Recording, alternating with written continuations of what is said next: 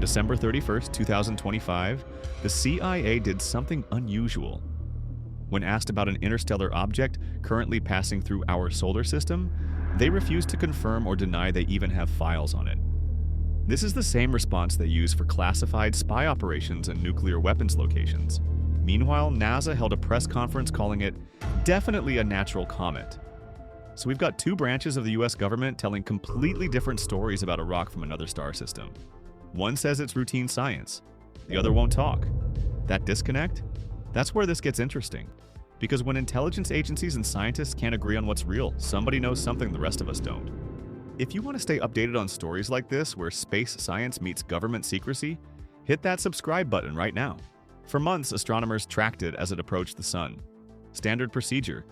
They measured its brightness, analyzed its chemical composition, watched how it moved.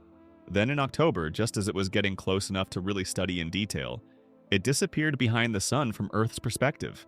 We were blind for weeks during the most critical observation window. When it emerged in November, something had changed.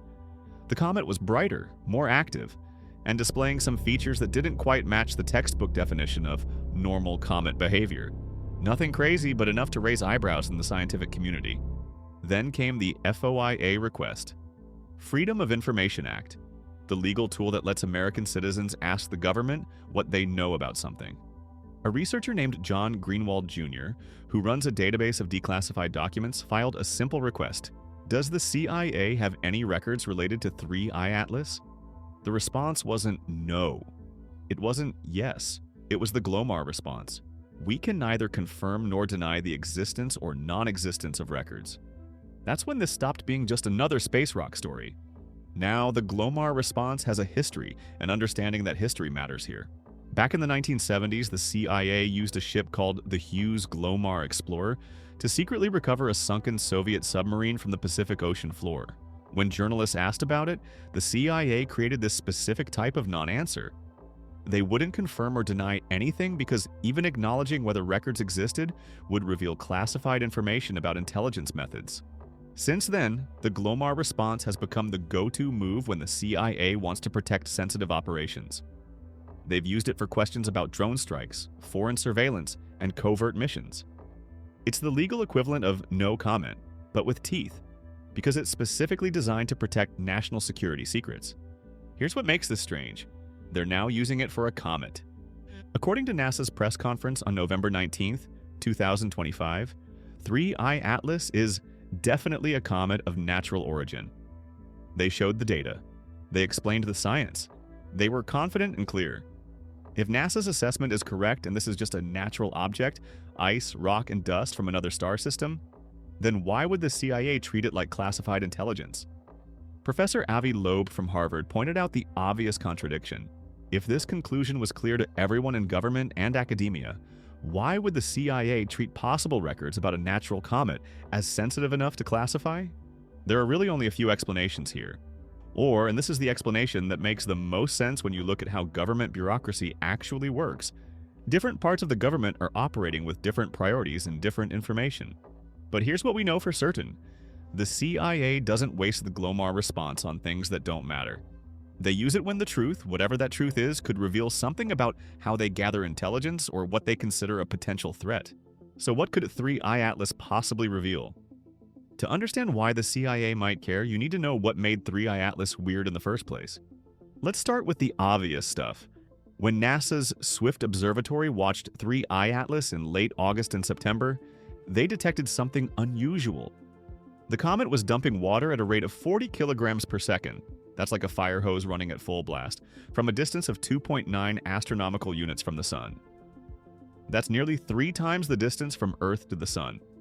At that distance, where temperatures are still freezing, water ice shouldn't be sublimating that aggressively. Standard models say you don't get that kind of activity until you're much closer to the sun's heat. But there it was, happening anyway. Then there's the color changes. For months, observers saw 3I Atlas as red, typical of dusty, organic-rich surfaces.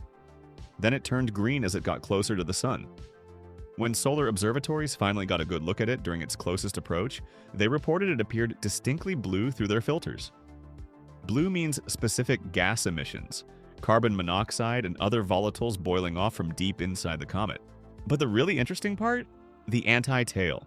Normally, comets have tails that point away from the sun, pushed back by solar wind and radiation pressure.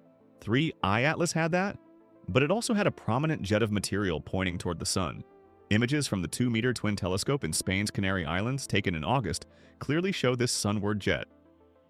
Now, before anyone gets excited about alien propulsion systems, this isn't actually that unusual. It's called a sunward jet, and it happens when the side of a comet facing the sun heats up faster than the rest. If there's a weak spot in the surface, sublimating gases can shoot out toward the sun. The solar wind then pushes this material back, creating a fan or spiral structure that, from Earth's perspective, can look like a forward-facing spike. Comet Halley had one, so did several others. But here's where it gets more interesting. 3I Atlas also showed what scientists call non-gravitational acceleration. That's the rocket effect caused by outgassing. When a comet releases gas and dust, it creates thrust, slightly altering its trajectory. This is completely normal for active comets. What made some people pause was how straight 3I Atlas's trajectory appeared to be, combined with how much mass it seemed to be losing. If it was losing that much material, some calculations suggested the nucleus should have fragmented or disintegrated. It didn't. The comet survived intact. So why would the CIA care about any of this? Here's where we need to think like an intelligence agency instead of like scientists. NASA's job is to study space and share that knowledge with the public. The CIA's job is to identify and monitor potential threats to national security, often using methods and sources they can't reveal. Professor Loeb suggests the simplest interpretation. Some government officials wanted to verify that 3I Atlas wasn't what he calls a black swan event, a rare occurrence with potentially massive consequences that most experts consider highly unlikely. Think about it from a risk assessment perspective. You multiply a small probability of a threat by its high impact factor on society. Even if the chance is tiny, if the consequences are enormous, you take it seriously and monitor it. This is basic intelligence work, the same logic that drives counterterrorism efforts and nuclear proliferation monitoring. The CIA learned this lesson the hard way on September 11, 2001, when they underestimated a low-probability, high-impact threat. Intelligence agencies don't like being surprised twice. So here's the scenario. NASA scientists, using standard astronomical methods, determined 3I Atlas is a natural comet. They're confident in this assessment because the chemistry checks out. Water, carbon dioxide, cyanide compounds, all the stuff you'd expect from a comet. They hold a press conference and tell the public it's natural. Meanwhile, the CIA, using different methods, possibly including classified satellite imagery or sensor data, wants to verify this independently. Not because they think it's aliens, but because it's their job to check. They can't reveal what methods they used or what sensors detected what, because that would compromise intelligent sources and methods.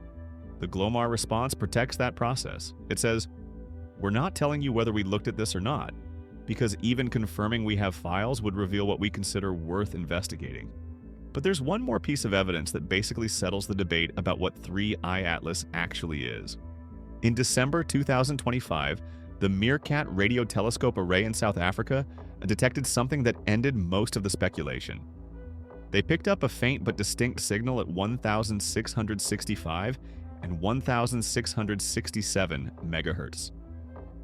That's the absorption line of the hydroxyl radical, a broken fragment of water molecules ripped apart by sunlight. This is the same stuff NASA's Swift Observatory detected earlier, but now confirmed through radio waves. Why does this matter? Because radio waves can penetrate the thickest dust clouds, giving us a direct look at what's actually inside the comet. And what they found was water. Lots of it. This is the first time we've ever detected radio emissions from an interstellar object. It confirms that 3I Atlas is chemically similar to comets in our own solar system. It's a wet, icy body venting water vapor as it heats up. If it were a dry, rocky spacecraft or some kind of defunct alien probe, this signal simply wouldn't exist. You can't fake the radio signature of water molecules. So the scientific verdict is clear. 3I Atlas is a comet. A weird one, sure, with some unusual features, but a comet nonetheless, made of ice and rock and organic compounds, probably ejected from another star system billions of years ago. Which brings us back to the original question. If it's just a comet, why the Glomar response? Here's what I think is actually happening, and why it matters beyond this one object. The CIA's response isn't about being alien technology, It's about the process of verification itself.